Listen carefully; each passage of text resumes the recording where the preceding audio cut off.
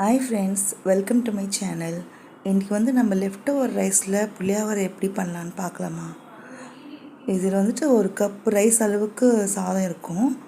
அதில் நான் முன்னாடியே ஒரு 2 டீஸ்பூன் புளிக்கல்வையை கலந்துட்டு அதை நல்லா மிக்ஸ் பண்ணிவிட்டு கலந்து வச்சுருவேன். இது முந்தின நாள் நைட்டு கூட நம்ம செஞ்சு வச்சுக்கலாம். இப்போ நான் அந்த மாதிரி தான் பண்ணிகிட்ருக்கேன். நல்லா கலந்துட்டேன். இப்போ எனக்கு கொஞ்சம் புளி தண்ணி பத்தாத மாதிரி இருக்குது. அதனால் திரும்ப நான் ஒரு 1.5 டீஸ்பூன் புளி தண்ணியை சேர்த்து நல்லா மிக்ஸ் பண்ணிவிட்டு உப்பு தேவையான அளவு போட்டிருக்கேன். கலந்து வச்சிடுறேன். இது மறுநாளைக்கு மார்னிங் நான் இதை தாளிப்பு கொடுக்க போகிறேன். இதை அப்படியே மூடியும் வச்சிடலாம். மறுநாளைக்கு இந்த சாதத்துக்கு தேவையான பொடி ஒன்று ரெடி பண்ணணும். அதுக்கு என்னென்ன நான் சொல்கிறேன். இதுக்கு 10 வரமிளகா, 2 டீஸ்பூன் தனியா, 3 டீஸ்பூன் கடலைப்பருப்பு, 1 டீஸ்பூன் சீரகம், ஒரு 1/2 டீஸ்பூன் வெந்தயம், 2 கொத்து கருவேப்பிலை. இந்த சாதத்துக்கு தேவையான அளவு இது ஃபஸ்ட் நம்ம வெறும் வானிலையில் கொஞ்சமாக எண்ணெய் விட்டுட்டு இது வறுத்து வச்சுக்கணும். இது வறுக்கும்போது நான் 1 டீஸ்பூன் கருப்பு எள்ளு சேர்க்குறேன். இது ஆப்ஷனல் தான்.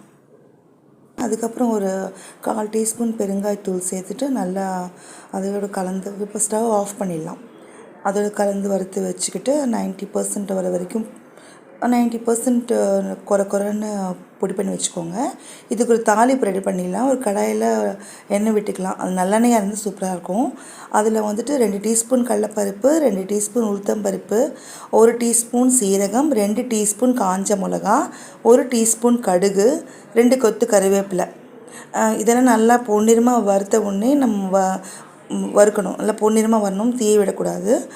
இது நல்லா வறுத்து முடித்தோடனே ஒரு 1/2 டீஸ்பூன் மஞ்சத்தூள் சேர்த்துக்கோங்க. இதுவும் நல்லா ஆஃப் பண்ணிவிடுங்க. ஸ்டவ் ஆஃப் பண்ணிடலாம். இப்போ ஒரு 1/4 டீஸ்பூன் பெருங்காயத்தூள் சேர்த்துட்டு நல்லா கலந்து வச்சுக்கோங்க. இப்போ இந்த தாளிப்பூ ரெடி ஆகிடுச்சு. இதில் நம்ம கலந்து வச்சுருக்கோம் இல்லையா, முதல் நைட்டே அந்த சாதத்தை இதில் சேர்த்துக்கோங்க. இப்போ நான் இதுக்கு டேஸ்ட்டுக்காக வேர்க்கடலை சேர்க்க போகிறேன். ஒரு 2 டீஸ்பூன் வேர்க்கடலை சேர்த்துட்டு இப்போ நம்ம ஏற்கனவே பொடிச்சு வச்சுருக்கோம் இல்லையா பொடி, அந்த பொடியும் இதில் சேர்த்துடலாம். நல்லா சேர்த்துட்டு நல்லா கலந்து கொடுத்தீங்கன்னா நல்ல டேஸ்டியான புளியோதரை ரெடி ஆகிடுங்க. இது நல்ல டேஸ்ட்டாக இருக்குங்க. உங்களுக்கு கோயில் புளியோதரை அளவுக்கு இல்லைன்னா கூட அதை டச் பண்ணுற மாதிரி ஒரு டேஸ்ட் கொடுக்கும். இது நீங்கள் செஞ்சு பார்த்துட்டு எப்படி இருக்குன்னு எனக்கு கமெண்ட் பண்ணுங்கள் ஃப்ரெண்ட்ஸ். அப்படியே இந்த வீடியோ பிடிச்சிருந்தா லைக் பண்ணுங்கள், ஷேர் பண்ணுங்கள், சப்ஸ்கிரைப் பண்ணிக்கோங்க ஃப்ரெண்ட்ஸ். Thank you friends.